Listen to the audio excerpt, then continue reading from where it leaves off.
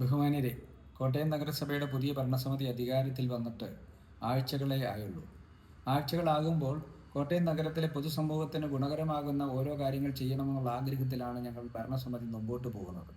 അതിൻ്റെ അടിസ്ഥാനത്തിൽ കോട്ടയത്തെ ഏറ്റവും കൂടുതൽ ആളുകൾക്ക് സൗകര്യമൊരുക്കുന്ന കോട്ടയത്തെ നഗരസഭയുടെ നെഹ്റു പാർക്ക്, ശാസ്ത്രി റോഡിന് സമീപമുള്ള ആ നെഹ്റു പാർക്കിൽ വൈകുന്നേരങ്ങളിൽ ആളുകൾക്ക് വന്നിരിക്കാനും വിശ്രമിക്കാനും അവിടെ കുട്ടികളുമായിട്ട് വന്ന് ഒത്തുചേരാനുമുള്ള ഒരിടമാക്കി മാറ്റാനുള്ള കാര്യങ്ങളിലേക്ക് കടക്കുകയാണ്. അവിടെ വളരെ സുഖകരമാകുന്ന കാലാവസ്ഥയിലേക്ക് അവിടെ വന്നിരിക്കാൻ, അവിടെ വൃത്തിയുള്ള ഒരു പാർക്ക് എന്നുള്ള നിലയിൽ, അതോടൊപ്പം എല്ലാവർക്കും സുരക്ഷിതമായിരിക്കാൻ പറ്റുന്ന ഒരിടം എന്നുള്ള നിലയിൽ ആ പാർക്കിനെ മാറ്റിക്കൊണ്ടിരിക്കുകയാണ്. ഇതുകൂടാതെ ആ പാർക്കിൽ കുറേ കൂടെ ചെടികളും മറ്റും ക്രമീകരിക്കും, പുൽത്തകടികൾ ക്രമീകരിക്കും, അവിടെ താമരക്കുളം അടക്കമുള്ളത് ക്രമീകരിച്ചുകൊണ്ട് മുമ്പോട്ട് പോകും. അപ്പോൾ അതിനുള്ള നടപടികൾ ആരംഭിച്ചിട്ടുണ്ട്. ഇതുകൂടാതെ നഗരസഭയുടെ പാർക്ക് രാവിലെ മുതൽ വൈകിട്ട് വരെ പൊതുവായി ആളുകൾക്ക് വന്നിരിക്കാൻ, സ്വസ്ഥമായി ഇരിക്കാൻ, ഒന്ന് റിലാക്സ് ചെയ്യാൻ, ഒന്ന് റെസ്റ്റ് എടുക്കാൻ പറ്റുന്ന തരത്തിലേക്കുള്ള പാർക്കാക്കി ഇവിടെ മാറ്റണമെന്ന് ആഗ്രഹിച്ചാണ് ഞങ്ങൾ നിൽക്കുന്നത്. അത് ഈ തരത്തിലേക്കുള്ള പ്രവർത്തനം ചെയ്ത് പൂർത്തിയാകുമ്പോൾ അത്തരത്തിലേക്ക് പ്രവർത്തിക്കും. ഇതുകൂടാതെ നഗരത്തിനെ അവിടെ ഒരു പൊതു ഇടം എന്നുള്ള നിലയിൽ അവിടെ വന്നൊന്ന് ഉല്ലസിക്കാൻ പറ്റുന്ന തരത്തിലേക്കും പാർക്കുകളിൽ ചില പരിപാടികളൂടെ സംഘടിപ്പിച്ചുകൊണ്ട് ഒരു ഹൃദ്യമായ സ്ഥലമായി കോട്ടയത്തെ നെഹ്റു പാർക്ക് മാറും. ഇതുകൂടാതെ ഞങ്ങൾ അധികാരത്തിൽ വന്നപ്പോൾ നാഗമ്പടം ബസ് സ്റ്റാൻഡിൻ്റെ ശുചിമുറിയെക്കുറിച്ചുള്ള പരാതി ഉയർന്നു. ആ പരാതി അവിടെ യാത്ര ചെയ്ത് വരുന്നവർ, അവിടെ കട നടത്തുന്നവർ, അവിടെ ജോലിക്കാരടക്കമുള്ളവർക്ക് വലിയ ബുദ്ധിമുട്ട് നിറഞ്ഞ സാഹചര്യം മനസ്സിലാക്കിക്കൊണ്ട് ഞങ്ങൾ ആ ശുചിമുറിയുടെ സൗകര്യങ്ങൾ നിലനിർത്താൻ പറ്റുന്ന തരത്തിലേക്കുള്ള പ്രവർത്തനം ആരംഭിച്ചു.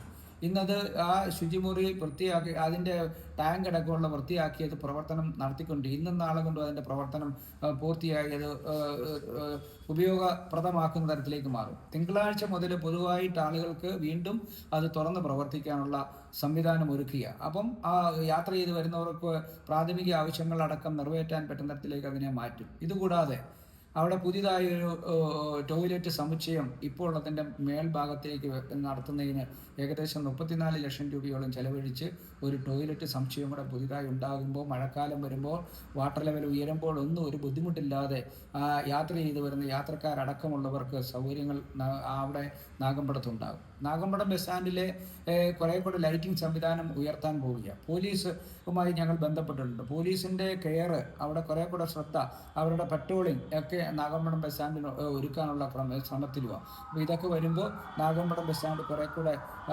ആളുകൾക്ക് വന്ന് പോകാൻ പറ്റുന്ന നല്ലൊരു ബസ് സ്റ്റാൻഡ് എന്നുള്ള നിലയിലേക്ക് മാറും.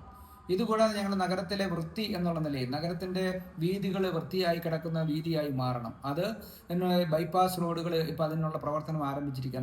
നമ്മുടെ നാട്ടകം ബൈപ്പാസിലെ ശുചീകരിച്ച അതിൻ്റെ വശവും വൃത്തിയാക്കുന്ന സാഹചര്യം നിലനിർത്തിക്കൊണ്ടിരിക്കുക. ഇതുകൂടാതെ ഈരക്കടവ് ബൈപ്പാസിലേക്കും സമാനമായ പ്രവർത്തനം അടുത്ത ദിവസങ്ങളിൽ ആരംഭിക്കും.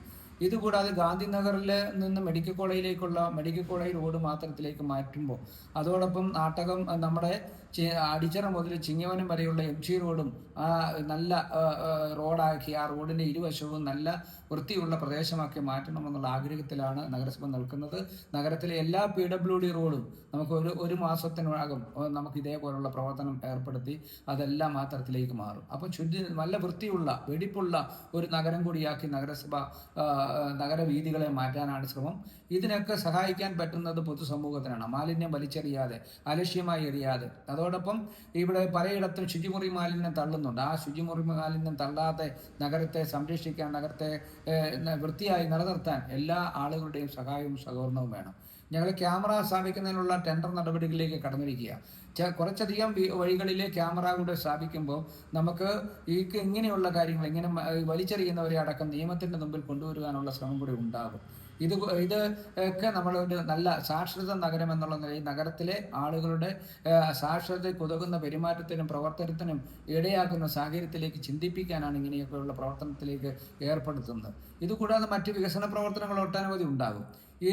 അതിലുപരിയായി ഇപ്പം നമ്മളുടെ കോട്ടയം നഗരസഭയിലെ ജീവനക്കാരടക്കമുള്ളവർക്ക്, റിട്ടയർ ചെയ്ത ജീവനക്കാർക്കടക്കം പെൻഷനും മറ്റ് ആനുകൂല്യങ്ങളും ഞങ്ങൾ കൃത്യമായി 1-ാം തീയതി തന്നെ കൊടുക്കാനുള്ള ക്രമീകരണമാണ്. കുറേ നാളുകളായി പെൻഷൻ 1-ാം തീയതി കിട്ടുന്നില്ല എന്നുള്ള ആക്ഷേപം ഇവിടെ ജീവനക്കാർക്കും അതോടൊപ്പം കണ്ടീൻ വിഭാഗത്തിലെ തൊഴിലാളികൾ റിട്ടയർ ചെയ്തവർക്കൊക്കെ ഉണ്ടായിരുന്നു. അതൊക്കെ മാറ്റി അവർക്കെല്ലാം 1-ാം തീയതി തന്നെ അവർക്ക് ജോലിയിൽ നിന്ന് വിരമിച്ചവർക്ക് അടക്കമുള്ളവർക്ക് പെൻഷൻ അടക്കം ജോലി ചെയ്യുന്നവരുടെ ശമ്പളം അടക്കം കൊടുക്കാൻ പറ്റുന്ന സാഹചര്യത്തിലേക്ക് നഗരസഭ മുമ്പോട്ട് പോവുകയാണ്. എല്ലാവരുടെയും സഹകരണം ഉണ്ടാകണം. നല്ലൊരു നഗരം എന്നുള്ള നിലയിൽ കോട്ടയത്തെ മാറ്റാൻ നമുക്ക് ശ്രമിക്കാം. ആ ശ്രമത്തിൽ നിങ്ങൾ നഗരസഭാ കൗൺസിലിനോടൊപ്പം ഉണ്ടാകണമെന്നുള്ള വിനീതമായ അഭ്യർത്ഥന വയ്ക്കുകയും